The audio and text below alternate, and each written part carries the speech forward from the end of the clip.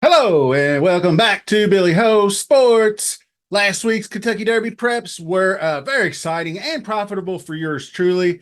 My top selection, Catching Freedom, was able to get up late to win the Louisiana Derby. And in fact, if you would have used the 5 selections that I gave out in my preview video, you would have had the trifecta and the superfecta as well.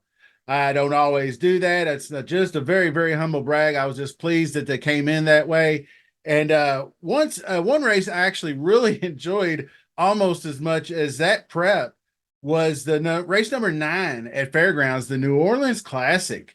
I have been tracking Red Route 1 since I started doing content last year, and the horse always shows up, and he just always seems to get it done, or never seems to get it done as far as winning. And I went back and looked at the past performances, and I noticed he does his best running with 9 furlongs, and he's Red Route 1, number 1 horse, red sash for the number 1 post position. Felt pretty good. He came through down the stretch and got it done.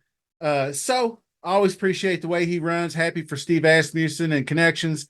Not quite as sharp in the Jeff Ruby. I did have Agate Road selected, but he chose to run in the Fairgrounds Derby or Louisiana Derby.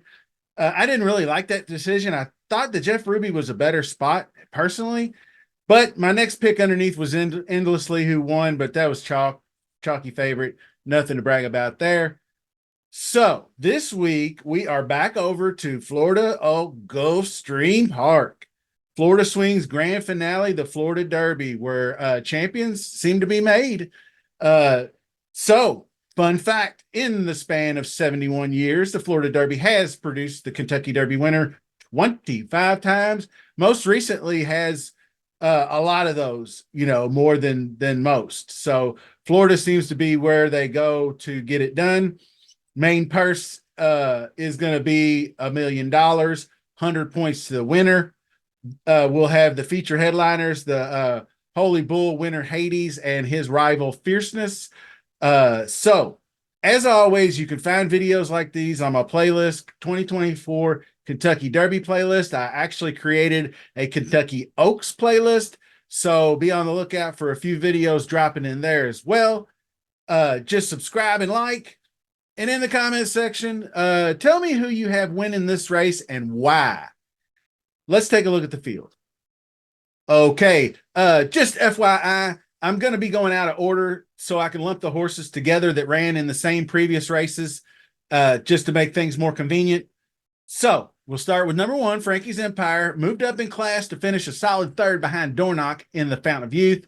That was off his win in the Swale Stakes under new trainer Michael Yates. Is sired by Classic Empire, did handle that first route race pretty good. So one to look out for. Jumping over to the number 5, Real Macho. That is trained by Rohan Crichton, sired by Mucho Macho Man. Had some trouble out of the gate in the Fountain of Youth, overcame a hard bump in his previous race as well, but he did fade after 6 furlongs in the Fountain of Youth. Not too good in that short field. So we'll see if he can bounce back from that kind of disappointing effort. Number 6 is La Dambro, who flipped it on his fellow rival Frankie's Empire in the Fountain of Youth, who had defeated him, but he won and ran second to Dornoch in the Fountain of Youth. Dug in down the stretch and did make Dornoch work for it. Looked pretty good. Trainer Enil Cordero. And like I said, the Swale Stakes, he had some trip trouble, but he did kick through for second place behind Frankie's Empire. All right, over to number 2 is Hades, breaking post 2. Trainer Joe Orseno, 3 for 3 in his career now, all 3 victories at Gulfstream, kind of looking like track phantom of the Florida swing. So broke his maiden at 5.5, then bumped it up to 7, then went to mile and a 16th where he dictated the pace once again, and he handled Fierceness in the stretch. So that's nothing to scoff at. So Hades, pretty solid. we need to be watching out for. And so moving over to number 10 post, the Breeders' Cup Juvenile Champion Fierceness is coming out of there. Was in position just a neck ahead, like I said, of Hades in that Holy Bull, hitting the stretch drive, but was unable to keep up, finishing third behind Domestic Product, who obviously recently won the Tampa Bay Derby. I think we'll see improvement. He's been working sharp, preparing for this race. It was his first off that huge victory in the Breeders' Cup Juvenile, so more contested pace. I think Fierceness looks pretty good in this spot. Number 3 is Bail Us Out, making just his third career start, trainer Todd Pletcher. He's coming off a very nice maiden win in the all-weather track at Gulfstream. Pletcher has a lot of faith in his new shooter. Does have top jockey Ired Ortiz in the saddle. So Bail Us Out is one we're going to be monitoring. I think he might be a little bit ready. I got some information on him down the road in my final analysis, if you want to stick around for that. Grand Mo the First is the number 4 horse, sired by Uncle Mo, trained by Vic Barbosa, was all out in the Tampa Bay Derby, battling Domestic Product in the stretch. He did just kind of drift back to third, as he did in the previous effort in the Swale Stakes. But he's faced a worthy group of horses in his last 2 races, proved himself might be a pretty solid value play. I haven't heard a whole lot of talk about Grand Mo, but sired by Uncle Mo, he's got some talent, no doubt. So this is going to be the number 7 horse, Catalytic. Saffy Joseph Jr., trainer, making his third start. This is his first route race, so I'm taking the wait and see approach on that one.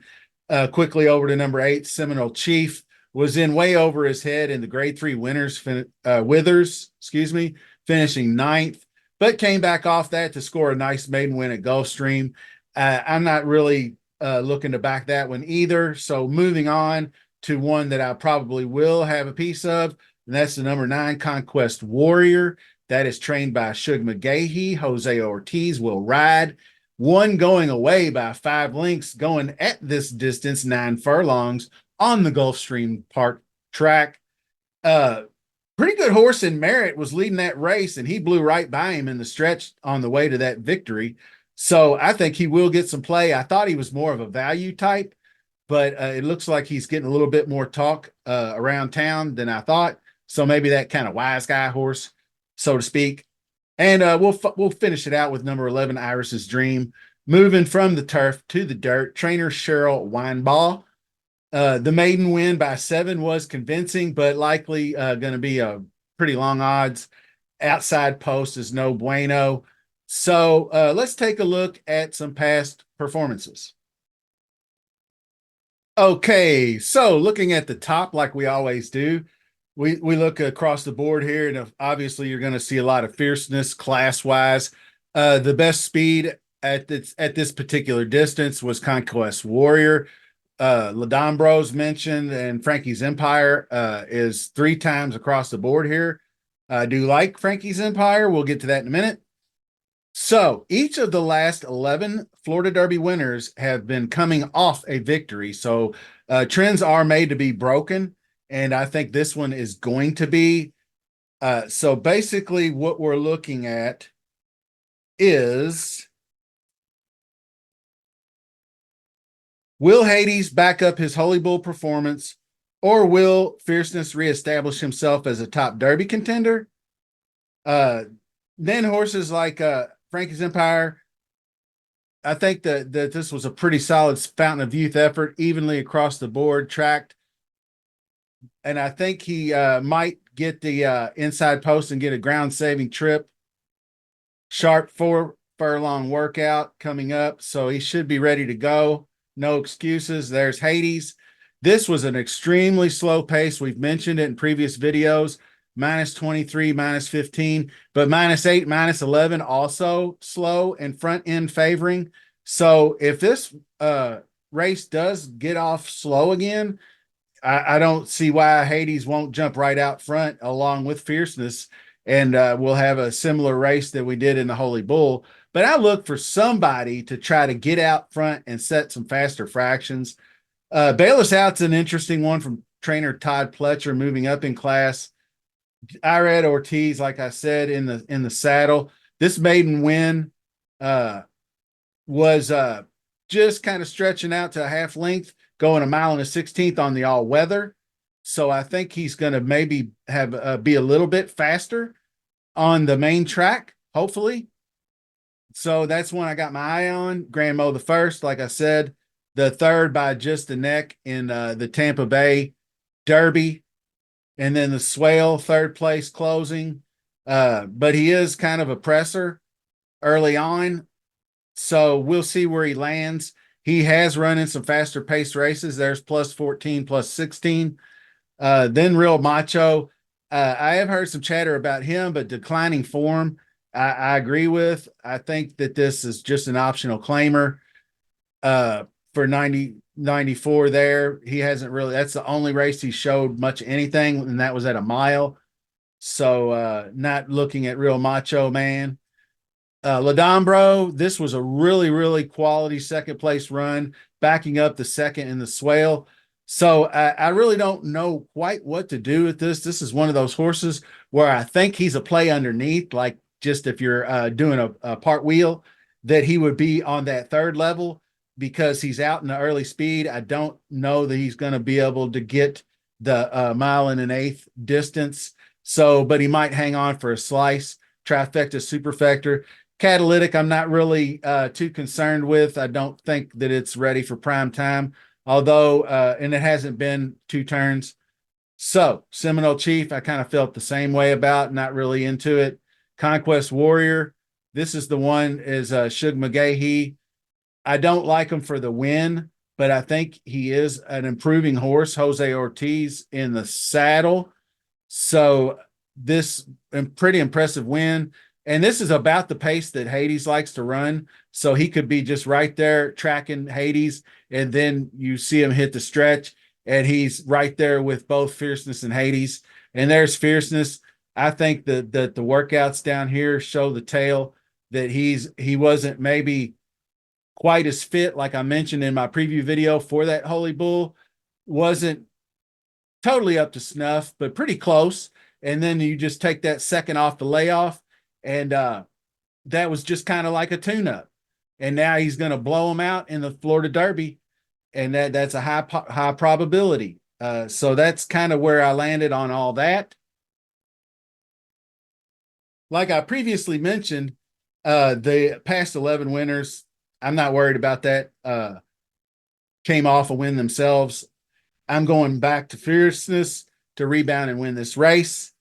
And then I have other selections, and I'm not exactly sure about the order, but I do like Frankie's Empire. I do like the 9 Conquest Warrior. I think Frankie's Empire might get the ground saving trip on the inside he needs to hang in there.